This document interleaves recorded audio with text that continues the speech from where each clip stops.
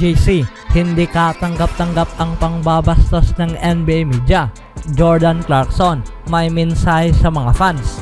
At Gilas Pilipinas, buhay pa ang tsansa para sa Paris Olympic. Ngunit bago ang lahat ng ito, kung gusto nyo ng matibay na running shoes, ito ay mabibili lamang sa halagang 1,299. I-click lamang ang link sa comment section mga kaibigan or bisitahin lamang ang tiffin.com for more high quality shoes.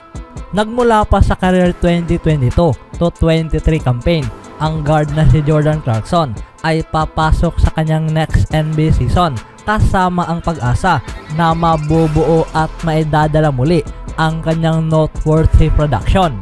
Ang desisyon ng Utah Jazz na i-trade ang all-star guard na si Donovan Mitchell noong huling summer mga kaibigan ay naging epektibong daan patungo sa transition para sa former 6th Man of the Year na siya ay magiging starting 2 guard ng Salt Lake City. Ang lahat ng mga bagay ay mai-consider dahil sa lahat ng 62 games na kanyang pinaglaruan. Itong si Clarkson mga kaibigan ay nakapag-posted ng 20.8 points, 4 rebounds at 4.8 assists para sa kanyang career high 32 minutes sa bawat gabi. Siya ay inatasang punan mga kaibigan ang scoring guard role sa team na siyang nawala, itong si Donovan Mitchell. Habang ang kanyang efficiency ay naging malaking bagay at ngayon siya pa rin mga kaibigan ay isang volume scorer na kayang gumawa sa sariling opensa. Ang kanyang halaga ay sapat para anihin nga niya ang another contract kasama ang Utah Jazz sa panahong nag-sign nga ito ng 3-year extension na nagkakahalaga ng $50 million para mapanatili ito sa town. Ang magbigay ng another shot para makapagbuo ng competitive roster ay nag-represent lamang ang nice opportunity para kay Clarkson na may-utilize ang kahit anumang key component mga kaibigan sa kahit anumang playoff push ng Utah Jazz kung hanap nga nilang gustong manalo para sa paparating na season. Gayunpaman, ang NBA media ay patuloy pa ring hindi ginagalang itong si Clarkson mga kaibigan na kung saan itong si Jordan Clarkson ay nabigong mahanap ang lugar sa latest prediction ng Bleacher Report bilang top 30 guards para sa susunod na season. Maging itong si Clarkson ay hindi rin napabilang sa isa sa 13 pangalan bilang naging honorable mention. Dito'y nauna pa ang 43 guards mga kaibigan bago pa man itong si JC. Kabilang sa napakaraming players ay nasurpass pa ang Jazz veteran mga kaibigan na naging honorable mentions na tulad na lamang nina Benedict Mathurin, Jaden Ivey at Jalen Williams. Kahit na ang former Jazz point guard na si Mike Conley Jr. ay nahanap pa ang spot sa grupo. At sa ilalim sa listahan ay naging kabilang na nga rin itong si Chris Paul sa number 30th, Austin Reeves sa number 29, Derek White sa number 28 at Tyler Hero sa number 27. Itong si Clarkson ay maituturing man sa iba bilang isang one-dimensional player sa floor, ngunit na i-manage pa rin niya ang large factor mga kaibigan para sa overachieving na nahanap ng Utah Jazz noong huling season. Hindi man siya mai-consider bilang kalibre sa top 10 guards mga kaibigan, ngunit ang kanyang naging posisyon ngayon ay hindi katanggap-tanggap at hindi isang patas na assessment para sa 9-year veteran. Ang next season ay ang makakapagbigay kay JC ng iilang feasibility para umakyat sa rank. Ano sa tingin niyo mga kaibigan? Speaking of Jordan Clarkson, 2 unang laban at ang Gilas Pilipinas ay hindi pa rin nakahanap para bigyan ang home fans ng much-deserved victory sa FIBA World Cup. Ang Pilipinas ay binuksan nga nila ang campaign kasama ang 81-87 defeat laban sa Dominican Republic noong August 25. Then ang Gilas muli ay natalo sa Angola noong linggo. Ang back-to-back frustrating losses ay hindi ang nagpahintulot dito kay Jordan Clarkson mga kaibigan na mawalan ito ng pag-asa. Kasama ang Utah Jazz star na sinabi na siya at ang kanyang mga teammates ay determinadong manalo para sa Filipino fans. Na ayon pa nga kay Jordan Clarkson, manatiling lumaban. Silang araw ay andito para sumuporta sa bawat gabi, sa bawat araw. Kaya kailangan nilang manatiling lumaban para sa lahat. Maging patuloy silang maglalaro at makipag-compete.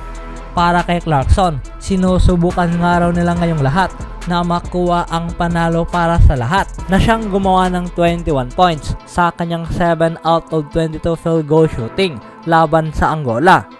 Si Clarkson na siyang naging inefficient sa kanyang shooting mga kaibigan kasama ang 7 assists at 3 rebounds ay sinabing ang pagkatalo sa Angola matapos nga silang lumamang sa African country sa 28-17 ay mahirap nga raw lunukin.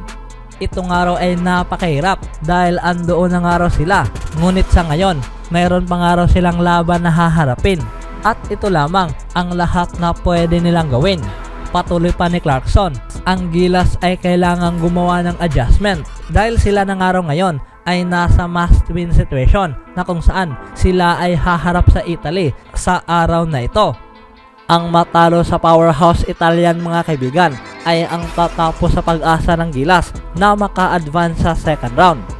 Para mag-execute, hindi nga raw sigurado itong si Roger Pugoy dahil hindi pa nga raw niya nakita ang stat sheet. Ngunit anuman ang kailangan nilang gawin, kailangan nga raw nila itong ma-figure out, gumawa ng adjustment, pumasok sa laban at makipag-compete. Itong si Roger Pugoy mga kaibigan ay nangakong ang Gilas Pilipinas ay patuloy pa ring makikipaglaban sa kabila sa lumiliit na nga raw ang kanilang tsansa para mag-advance sa second round.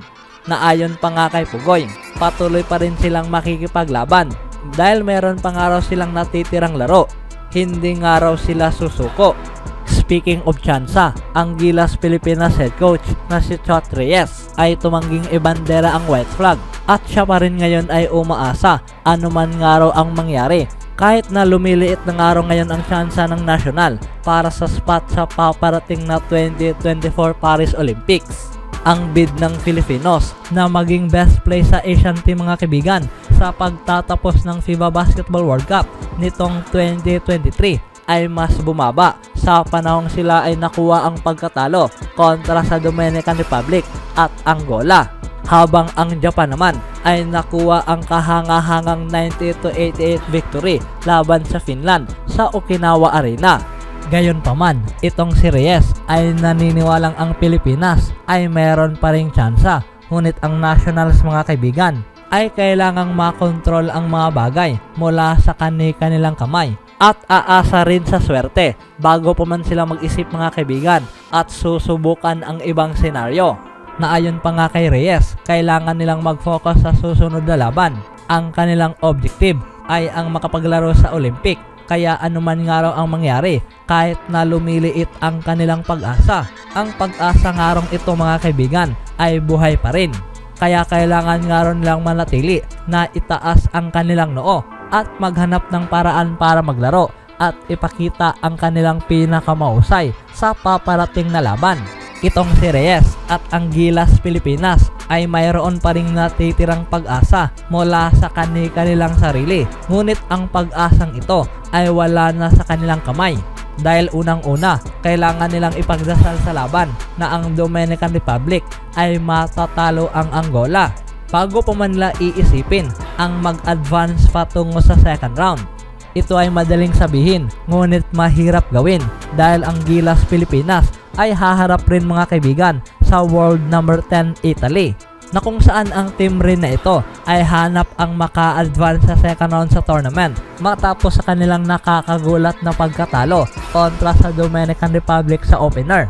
Para rin sa Paris bid, ang Gilas Pilipinas ay kailangang umasa na ang Akatsuki 5 mga kaibigan ay matatalo sa kanilang remaining group phase game laban sa world number 3 Australia. Anong masasabi niyo mga kaibigan sa tsansa ng Gilas Pilipinas? Always do it on my own, so I gotta get through it. And the only thing I know is to love what I'm doing. Never give up, never slow, till I finally prove it. Never listen to the no's, I just wanna keep moving. Keep my head up when I act, head up that's a fact. Never looking back, I'ma keep myself on track.